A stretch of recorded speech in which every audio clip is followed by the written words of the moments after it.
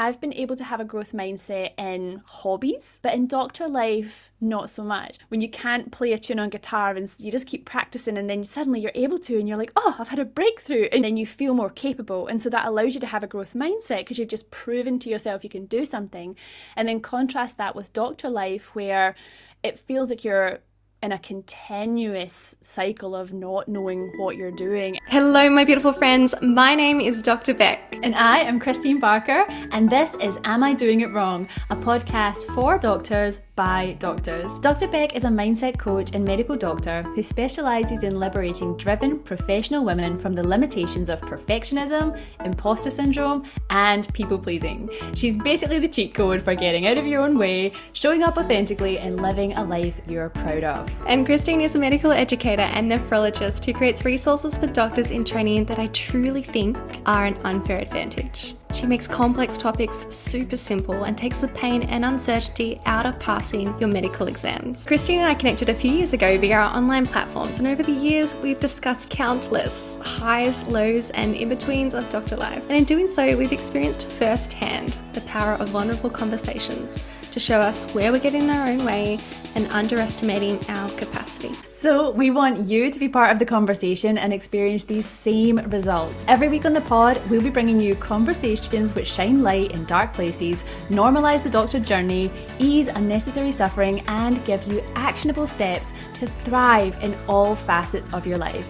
So grab a cuppa and get cozy for this week's episode of Am I Doing It Wrong? The podcast for doctors by doctors. Hello, my beautiful friends, and welcome back to our channel and today's episode of our podcast. So we're already up to episode 6, we were just saying, which is so exciting. Thank you guys so much for joining in so far, and thank you for your comments so far.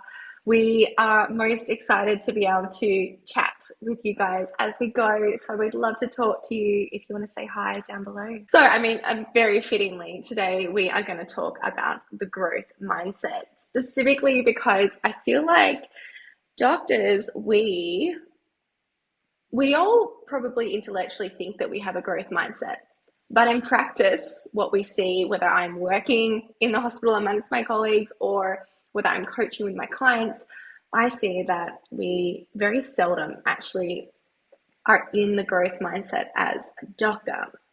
So for those of you who don't know what the growth mindset is, this is a concept from Dr. Carol Dweck, and I hope that I don't modify it too much when I paraphrase. So the growth mindset is the opposite of a fixed mindset, and it's probably easier to speak about what the fixed mindset is first. So the fixed mindset is when we look at our performance, take, an exam, for example, and we use that performance in that single instance to reveal something about ourselves. So if you did poorly in that exam, you might say, well, I'm just not cut out to be a nephrologist. Or you might say, I'm just not good at taking exams. So your performance has revealed something about you intrinsically and what you're capable of, therefore, in the future. Now, the growth mindset is what a lot of us would logically, when we're chatting about our work, agree that is true, which is we all have a capacity to grow new skills over time with practice. You might be bad at nephrology right now, or you might be bad in general at doing exams. But the more nephrology you do and the more exams you do, you'll probably find that you will get better at either or. And so when you're in a growth mindset, you accept that your performance right now doesn't necessarily reveal something about you as a person and what you're capable of in the future.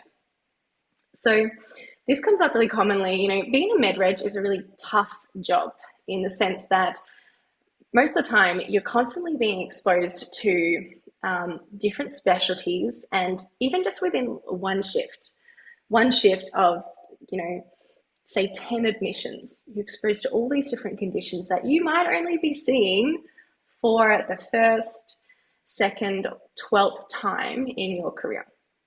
And it's very common for us to do poorly at an admission or find that we don't know the answer to, what the gold standard management is, or to just go ahead and do it wrong. And then to make that mean that somehow, a common phrase would be, I should know that by now. So this came up with one of my clients recently, and she was in her first or second week of being a cardiology reg. And we just decided that cardiology was probably going to be a good specialty for her to keep on her plate and consider for her future, for the rest of her life, to be something she'd dedicate her life to, that she would enjoy and find intellectually stimulating. She'd be able to set up a lifestyle she loved. So many good things about cardiology. But she came to this session and she told me, I don't think cardiology is for me. I don't think I'm cut out for it. And when we dug down to the bottom of it, where this had come from, one of the strongest factors was this judgment that she'd drawn of herself, that she just wasn't good at ECGs. She couldn't do ECGs. She wasn't the kind of person who could understand ECGs easily, and she should really be able to understand them easily, or understand them by now, to decide that she'd be a cardiology reg.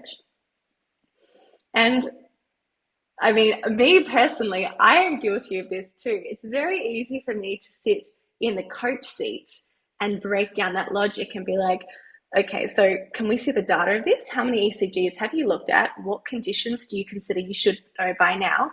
Is that reasonable or not? Da, da, da. And like, how many attempts have you actually had at learning and building this skill to look at it that way? But the moment she said that to me as well, I recognize I'm guilty of this too. I've told myself as a med reg that, I'm just not good at ECGs. I probably even said that out loud to other people before. But you can see here how detrimental and punishing that can be for ourselves, not only in the moment where they're feeling terrible, but this client, cardiology was one of the career choices that worked for her in so many ways. And with this very simple and very common thought error, she could have easily written that off. And, I'm sure in my lifetime so far, I've done that multiple times with myself, because I've been in that fixed mindset of, here's my performance in this particular situation, and then I've made it mean something about myself, my capabilities for the future. So I just thought that, that is so relatable for me, and probably something that a lot of you guys are potentially limiting yourself with as well. And so we wanted to bring it up today to give some examples of how this comes up in our life. And, I can definitely personally even take some time on this podcast to reflect on the ways that the parts of my life that I'm currently in a fixed mindset. Because even that act of reflecting, me taking this time right now to reflect on the podcast and think about, where am I in a fixed mindset right now? That work, if you want to do that with us, is going to change the way that you walk away from this podcast as well, when you recognize that and you can decide to jump out of that mindset. So Christine, what do you think? Do you see this come up in you work with a lot of registrars as well. You see this come up often? Oh, everywhere. And it's got all these layers to it. So I just love that we're talking about it today. Because when you say that, I've definitely been in that situation as well, where you're sort of putting these expectations on yourself, where you've been an advanced trainee for 2 minutes, or a consultant even for 2 minutes. And all of a sudden you're like, well, I'm supposed to know XYZ. But then also the people around you also create this construct where they make that an expectation. Oh, we're calling the cardiology reg on whatever day, February, what is it they start? And you're like, yeah, surely that's a good idea. They're going to know everything. And so we put that on them, and the person can feel that they're training to be a cardiologist or whatever type of specialist it is, and they will feel that from you on the phone. They'll feel the atmosphere. And I think something else that can happen is, even within your structure of having a consultant as well, as a doctor in training, you think, well, you're training and they're the boss and they're meant to be supervising you and teaching you, but you're not getting that one-on-one nurturing necessarily. And so there'll be I guess cultures and barriers in there where you're scared to call your consultant because you want to look as if you know what you're doing, and you don't want to reveal your lack of confidence or something like that.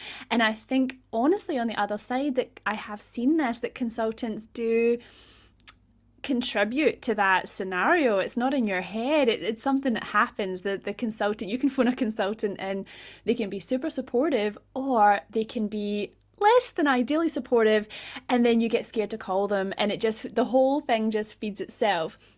And when we were sort of thinking about this just offline before we came on, I sort of was thinking about those different parts of life, because I think you're right, Big. You can definitely find that you've got a growth mindset in some places and then not in other places. And I think for me, what's true is that I've been able to have a growth mindset in hobbies, like as in singing lessons or guitar lessons or something like that. But in doctor life, not so much. And I think, sort of breaking it down, I think some of that comes from just that feedback you get. Like when you can't play a tune on guitar and you just keep practicing, and then suddenly you're able to, and you're like, oh, I've had a breakthrough, and you find this, I don't know, a neuroplasticity has set in, and you're now able to do something you weren't, and you get that lovely positive feedback, and then you feel more capable, and so that allows you to have a growth mindset because you've just proven to yourself you can do something. And then contrast that with doctor life, where it feels like you're in a continuous cycle of not knowing what you're doing, and it's hard to see where you break through and finally, I mean, it does happen, things click eventually, but I don't know, I don't think it's as obvious in the day to day where you're having those breakthroughs. Yeah, what are your thoughts on that? Yeah, no, even when you say that, I think, and we had to break this ECG down to that degree of like, can you please explain what you believe you should be able to know by now? Because that was the whole way that she was justifying it. She was like, well, if I was cut out for cardiology, then I should really know this stuff by now.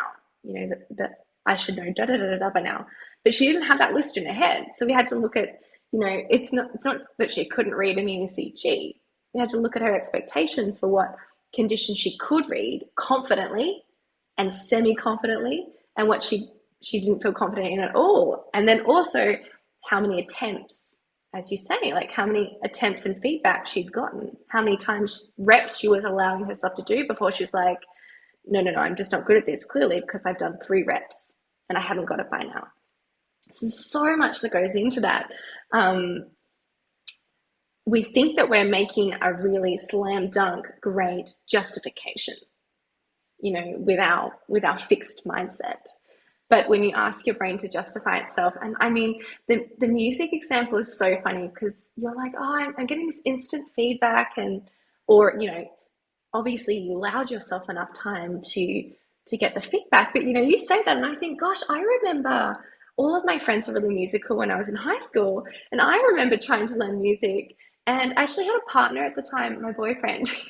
He was very musical.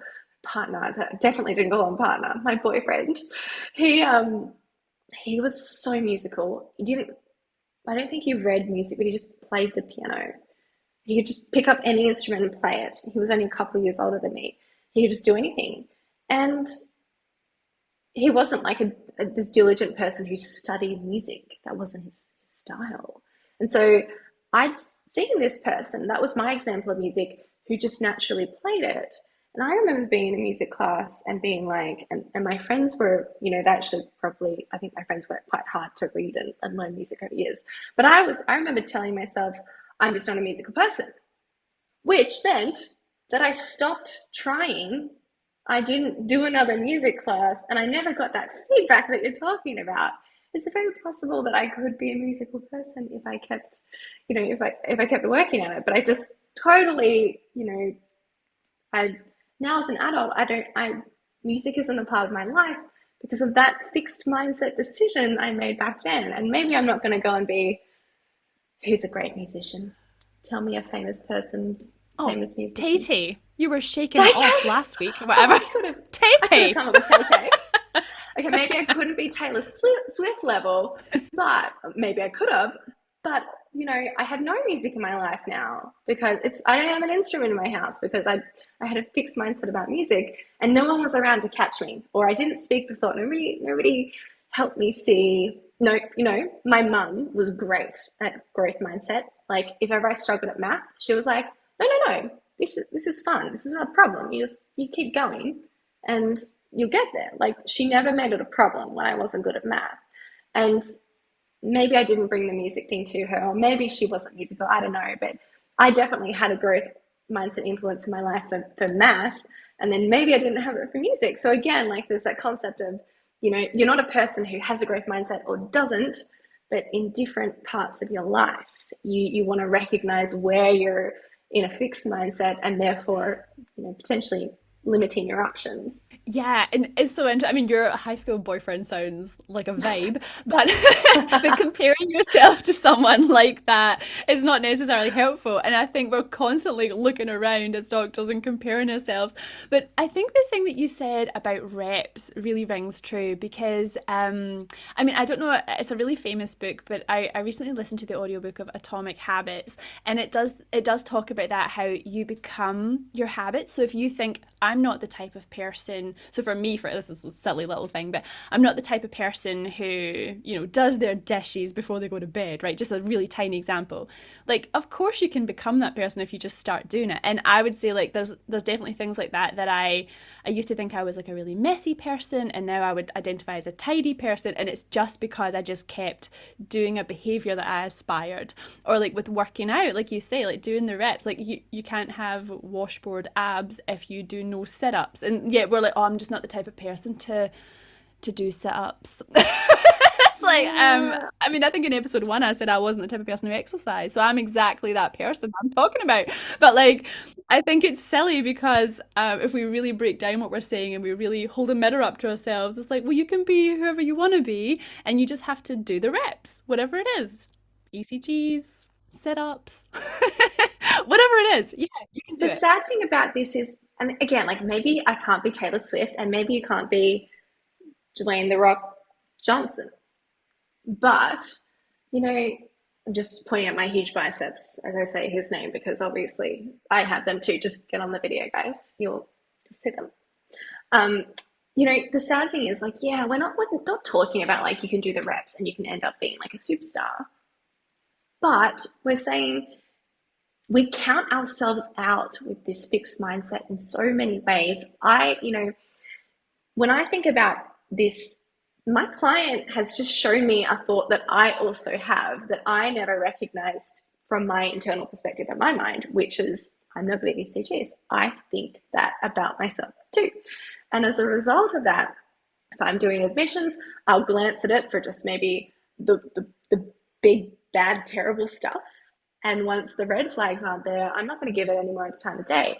And I will avoid ECGs in general. I don't get interested and curious about them because, in my mind, I'm bad at ECGs. Why bother? I'm wasting my time. I'm not going to learn anything because I don't know enough to learn anything from this experience.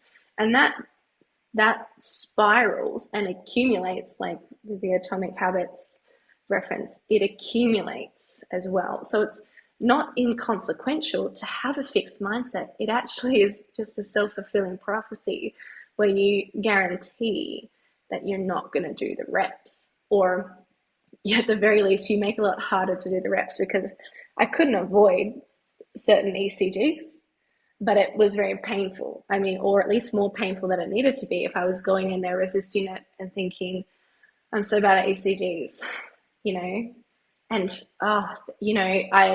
it would be really good for me to sit down before the next time I go into hospital and think about those things that I um, have decided I'm bad at, and then it makes my day harder that I will resist doing or triage lower because if I can avoid it, I would rather the admission, like I pick this admission versus this admission to do next because that one I'm good at if I'm tired and running out of gas or whatever, you know, and a lot of that could be a story, and a story that stops me from building the skills that I want to build too. So I think this idea of like, I think in med school, a lot of us probably have a growth mindset. We truly have a growth mindset.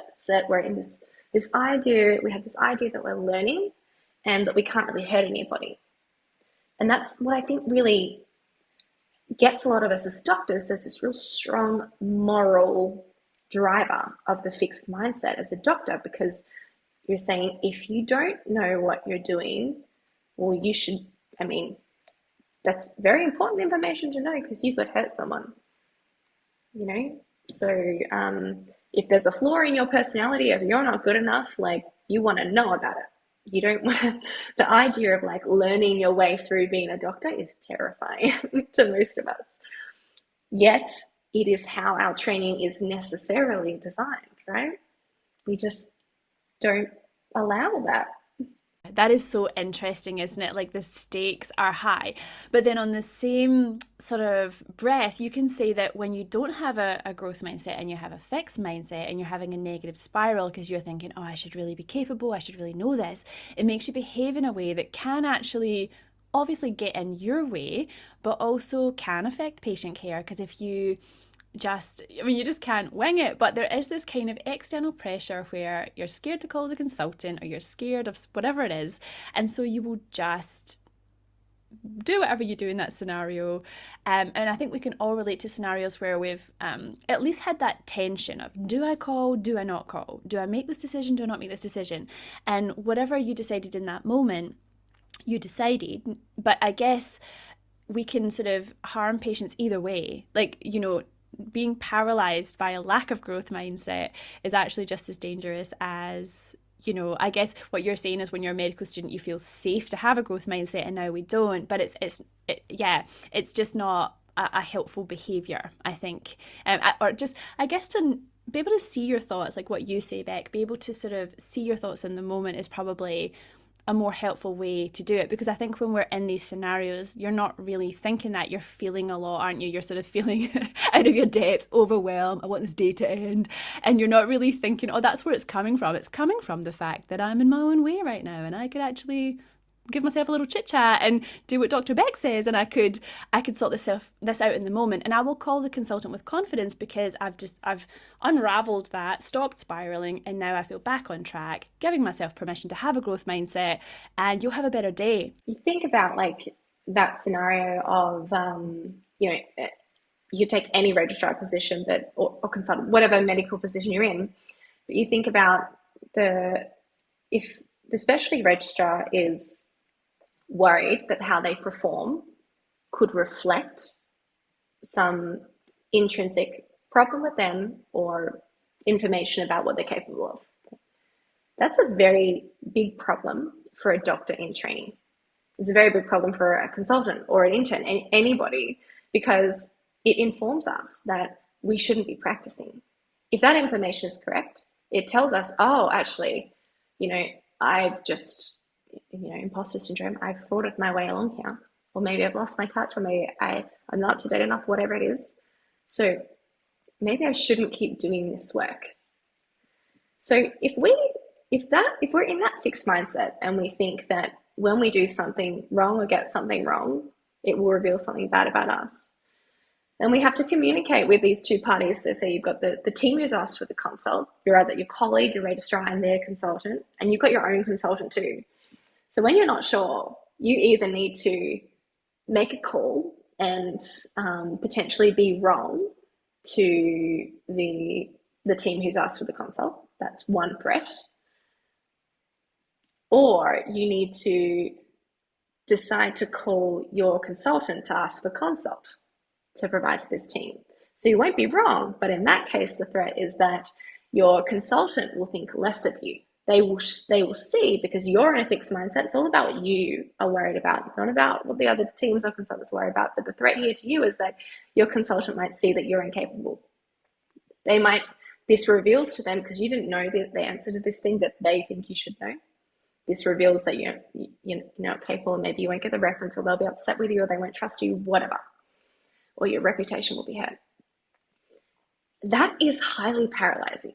How do those two significant threats, where like a team won't trust you, or will stop engaging with you, or make your life harder, whatever it is, or your consultant will think less of you, they're significant threats when medicine is a teamwork job, right? And also, for a doctor in training who needs to, they rely on their seniors to get good references and so on. If we go about our day in medicine with this fixed mindset, which a lot of us do, you hear it in the way that we talk, and you see it in the way that people handle getting things wrong. It makes our job very, very hard. Whereas if you move into that fixed mindset and you allow yourself to make mistakes while you're a doctor in training, or even a consultant who, let's all agree, doesn't know everything and was never supposed to be at a point where they know everything, how much easier does it make it to make great decisions? Because you're like, hey, here's what I know, and also it's okay. Look at all this stuff I don't know. What do I need to figure out, and what belongs in what pile? You can't do that when you're afraid to not know things because you think it means something terrible about you as a doctor. So yeah, I think it's something that I definitely have to actively do. Make sure I'm not having those thoughts that are in the fixed mindset when I work in the hospital, and I need to actively be reorientating back to that growth mindset, because it's so easy to snap into that fixed mindset. It's so easy. So easy. And like everyone, just when you're saying that, I just imagine everyone from consultant to intern, even medical students sometimes. Everyone's just putting on a show, aren't they? Like, so you're kind of dying inside. Like, I've definitely had weeks where, honestly, and I've spoken to some of my other colleagues about this, and I'm someone who does ward service like 8 weeks of the year, right? And most of the time I'm in outpatient land, and so when you're doing your training, you're in inpatient land all the time. It's just top of mind, everything's top of mind. And then you become a consultant and you're out doing some other kind of work. And even things that you like used to be top of mind, like the doses of things or whatever, they're just not top of mind anymore because you're managing something else, something less acute, CKD, dialysis patients, whatever it is. And you come into inpatient land. And for me, that's scary. I'm like, oh God, there's probably going to be some weird, rare thing. I have no idea. N equals one in my career. And the little registrar is looking at me like, great, the consultants here.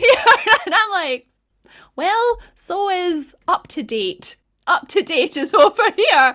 Like, you know what I mean? But it also, that changes behavior. Like, I am pretty sure that many consultants, before they go on the ward round, especially because we now have like remote electronic records and things, I think we're all having a wee quiz being like, what am I going into? Because once you're on the ward round and the team's looking at you for answers, and like you say, you feel like you should know all the things, it's really quite uncomfortable. It's really, really uncomfortable. So even as a consultant, I think that's true. But for registrars, it's certainly true. Yeah, it's really intimidating. You just reminded me, I had this brilliant general physician. So he was like peri-retirement. So as senior as you can get. And so he'd done medicine his whole life. I think he's from New South Wales. He set up a bunch of important committees and things actually within New South Wales Health. But he was locuming. He was locuming for a long period at one of the hospitals that I was locuming at. And he would volunteer. He had this like he seemed to be, maybe he was like this his whole life, but he was at this point where he was just fascinated and enchanted by medicine. Like he didn't need to work, he said that I think he said he was going to retire like a couple of years ago, and then he just kept coming back to another stage and a different thing. Like he was just enjoying it. So he was fascinated by everything. And he would often say, something would come up and he would be like, I'm going to go look that up, or I don't know about that. I wonder what, like, he would just verbalize all the stuff he didn't know and what he was going to go and learn. And I don't think I have appreciated that until now, how rare it is that a consultant would talk like that.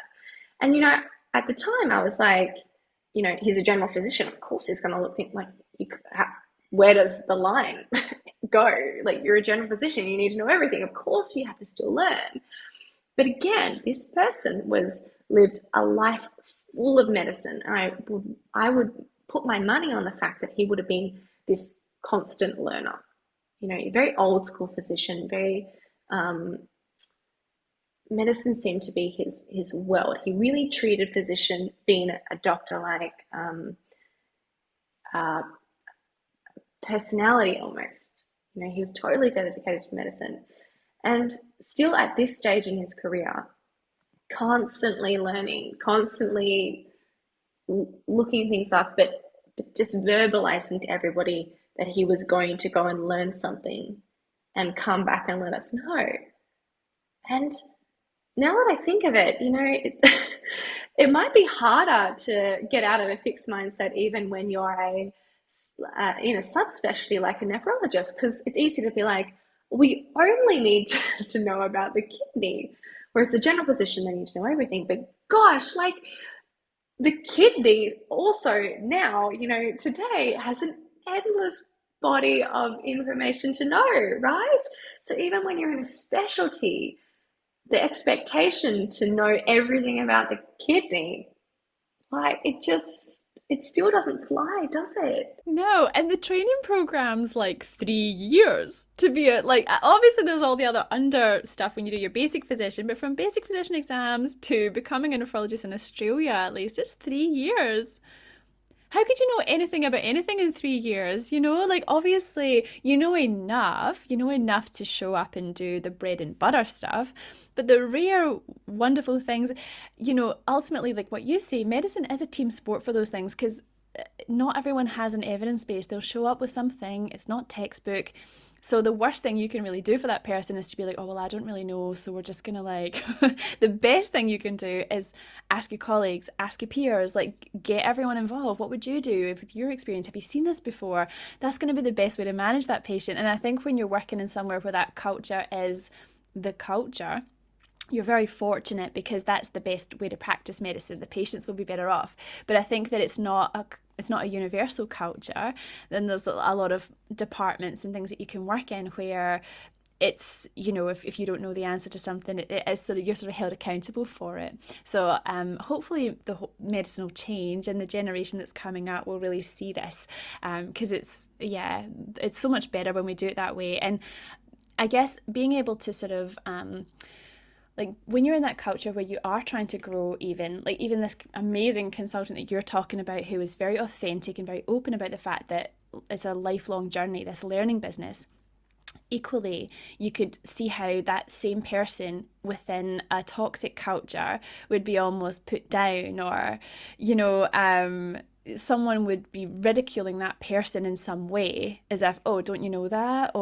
And that culture is quite hard to come up against, especially when it's in a public forum. So then people start to behave differently and don't admit when they don't know something, and it just feeds itself. So I think whilst we're waiting on the world to change, it's so inspiring that those people exist, and I think those professory types where they have had a long career, they probably just realize actually this is endless, and then it's beautiful that they can be a role model for younger people to be like, you don't have to know all the answers, we can go look them up. It's really refreshing. Yeah, but growth mindset's hard to do without consciously deciding to do it. I think some people have it naturally, but I think for most people you have to consciously decide that you're gonna have a growth mindset. Do you? For me, it's a day-to-day thing. I think in certain parts of my life, like you say, I practice it enough that it is, they are the standard thoughts that I have. Um, I, you know, I guess the gym, being consistent at the gym, I don't make it mean something because I mean, I've been doing, I've been a body pump instructor, for example, or I've been an instructor since I was 17 and I'm now 29. So I've had 12 years of going consistently to the gym. At the first couple of years, when I'd have like a week or two off, not on purpose, but because whatever in life happened, I didn't go to the gym. I would make it mean that I wasn't a consistent person. And that's not a thought that that thought doesn't come up with me to the gym ever now, like not in the last probably, what, 8 years maybe. That has not been a thought in my mind that if I, if my performance is, in the fixed mindset, in my performance, I haven't been to the gym last week, the thought doesn't come into my mind anymore that I'm not a consistent person. I don't have to battle that thought anymore because over these years, I had practiced those thoughts enough that it's not a problem. And because I think it's not a problem, I keep seeing evidence for the fact that it's not a problem and I keep showing up like it's not a problem. And because of that, being in that growth mindset, it's a self-fulfilling prophecy. I keep showing up and ultimately I have been consistent. So yeah, it's like it's a battle initially because those thoughts are habitual. It's just like anything. Like it's our thoughts are habitual. Like a lot of our life is habitual. So it's hard work at first. There are some places in my life, as I say, when I go back into the hospital, I'm going to actively think about, you know, I'm going to watch for those thoughts that are a fixed mindset, so that I can actively work on not believing them, questioning them, and changing them. And then over time, if I am consistent enough with that, it will happen the same way as in the gym. It won't be work anymore. It'll come more easily. So yeah, I think in some ways it's effortless. And then in some ways, in some places in your life, in different places in your life, it's a daily thing for me. So yeah, I'm really for me, I really want to reflect on that more, because I want to pick up on those places where I'm in a fixed mindset, because it's making my life harder and it's making me less skillful in whatever areas I am in a fixed mindset. It's just a lose lose. You think it's keeping you safe. And what would you say to, because they're sort of working on your mindset, but also I think gathering proof is something that I do. I don't know whether this is the right mindset coachy way to do it, but sometimes you just gather proof from your life. Like, in terms of when you're talking to yourself and you say, oh, I can't do something, you have to sort of almost like be like, oh, wait a minute, is that actually true? Because yesterday I did this and that went well. And like gathering proof to sort of build up the story and make yourself believe it. Because it's all very well, it's like affirmations and things I find a little bit double edged, because affirmations, I do use affirmations, but I have to use ones I actually believe or else they won't work. And I think it's the same with the growth mindset. It's like, well, to convince yourself that you're capable of doing something and to be comfortable with that growth, I think it is personally handy for me to be able to prove it so that I can believe it. Because I'm not going to believe it until I've actually succeeded in it. Yeah. Would you have any advice on that? Oh, absolutely. And mindset's just such a fluffy, confusing word, isn't it? What is mindset? Mindset is that is a part of mindset coaching. So, like for example, we were collecting evidence. We were trying to find what my client was using as evidence when we were talking about, like, or what conditions should you know, how many reps have you done, da da da. And so that was us collecting evidence. Ultimately, I wasn't trying to, but the evidence she brought up was evidence against why she should be able to read all of these ECGs with ease by now. So that was all the evidence against that thought, that she should be able to do it by now and therefore she's not cut out for cardiology. And bringing all that evidence to her mind helped her put down that thought.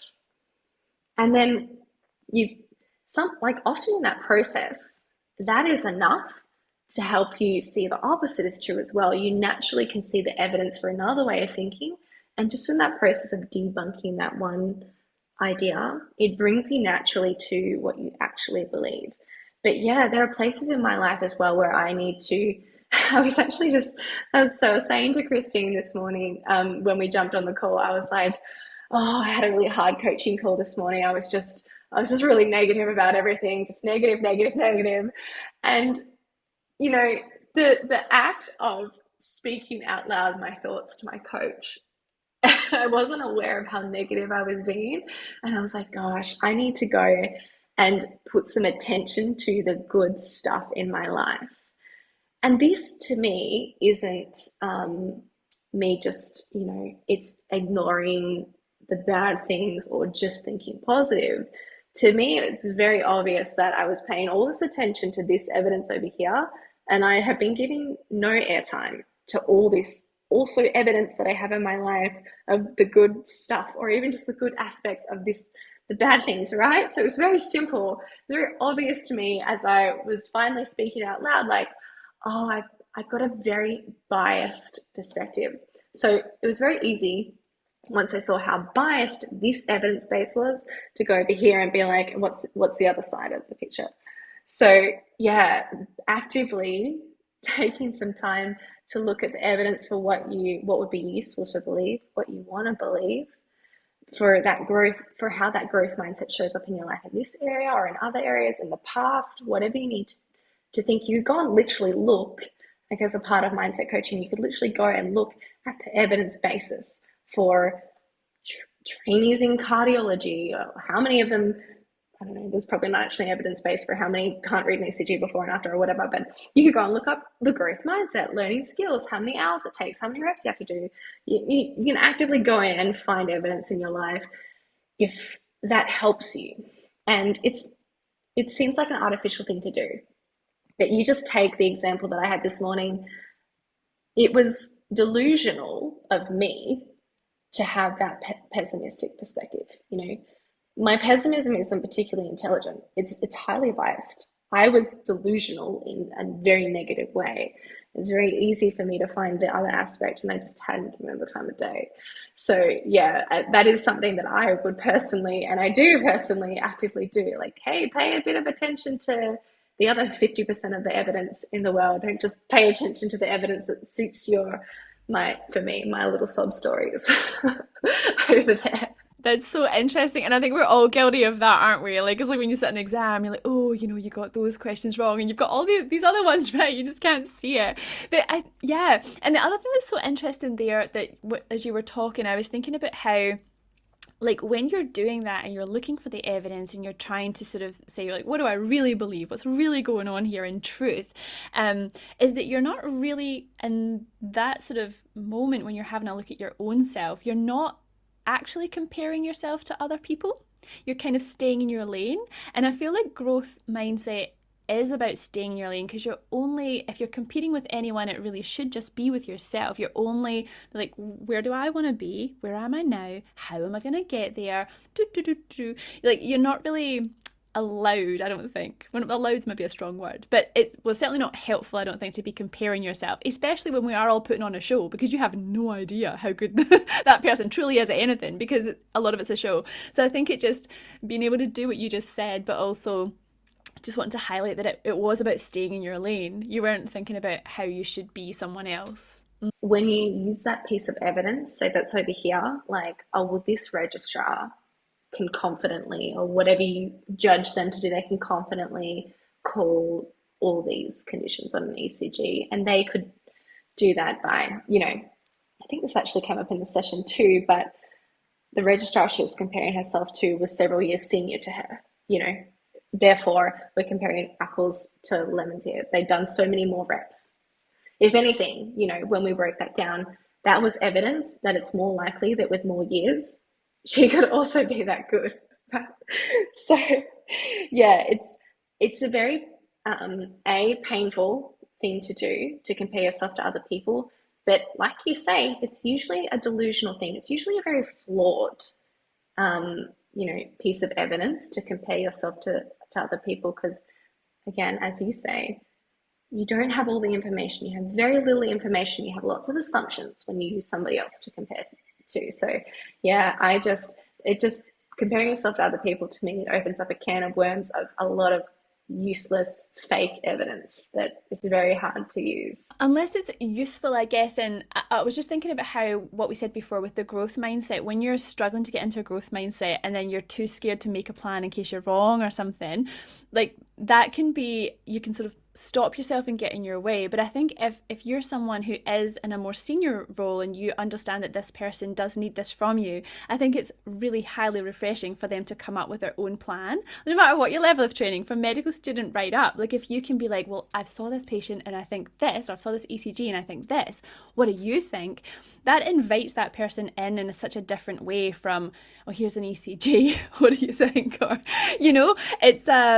it's you're comparing yourself in that sort of there's an expert and you're trying to be the expert, but this is your thoughts and you're just trying to see how they match up. I think that's probably a healthy comparison, I guess, in terms of that. It is living in a growth mindset, but it's how is that different from not comparing yourself to other people's performance overall, I guess, in that one specific area. It's just approaching the comparison, or the feedback, the information. You're just approaching it with a growth mindset as opposed to with a fixed mindset of, like, because they can and I can't, that means something about me. And like you're saying, you take that on. You take that feedback, whatever it might be, whether it's in like your skills or whether it's in you as a person, you take that feedback with a growth mindset of like, here's what I know, here's what I don't know. And that doesn't mean anything about what I'm capable of in the future. Like, we don't know yet. We don't know what you're capable of yet in the future. But don't be in the fixed mindset of making it mean, I should know that by now. This probably means I'm terrible and I'm not cut out for this, which is our common set of thoughts that comes with it, especially when we're tired. Yeah. Yeah. Yes. Yeah, yeah. And I think it's so beautiful. It's such a healthy reminder. I feel like I do need the growth mindset reminder every few months or so. There's usually something. And I'm going to have a really good think after this. I'm going to go for a really long walk and actually have a look at that, because I'm definitely growing in some areas and I'm stagnant in others. And I think the stagnation is definitely coming from me. I like gravitating towards doing things I enjoy, doing what I'm good at. And avoiding those things that do make me feel a little bit fixed in my mindset. So yeah, it's been really inspiring today. Yeah, definitely got areas that I want to look into as well. It's really funny hearing you say, I'm going to go for a walk after this. It's like pitch black and pouring with rain here in Australia. Yeah, I know in Scotland it's the beginning of the day is young. And I was saying to Beck earlier, like Scotland's been having this mega heat wave. So it's been like 30-degree heat. I'm so grateful that I can sit here without just dripping in sweat, because they don't have air conditioning because it's usually so cold. And they've got all these lovely warm furnishings like carpets and curtains and furry things. And it's just I'm not built for this in this weather, but we'll be back on the same time zone soon enough. Yeah. Say, guys, let us know if you've had any reflections so far about, it's really interesting for me to think about, like maybe try and think about one place that you are in a growth mindset in your life right now. For Christine, it's music. She's just in a growth mindset. She'll let herself make mistakes, not be perfect, da da da, and be like, well, that's cool. The more I practice, the better I'll get. Versus where you can be in that fixed mindset. For me, like I've realized that I have this story that I made the story when I was 14 that I'm not a musical person, and just thinking about how that's shut off different options for me in my life. And there's actually no reason that right now I couldn't go and buy a guitar and start learning if that's what I wanted to.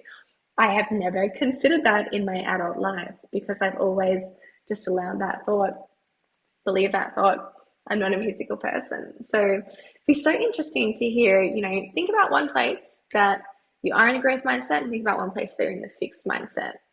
So many cool opportunities can come up if you just take 30 seconds to do that in your life. And we'd love to hear what you guys come up with. Yeah, and let us know how you go if you change it. If you start working towards something, we're also here to be your cheer squad. So Yeah, I'm a great cheerleader. Give me my pom poms. you would be a great cheerleader, actually, Beck. Yes, You got the whole go situation team. going on.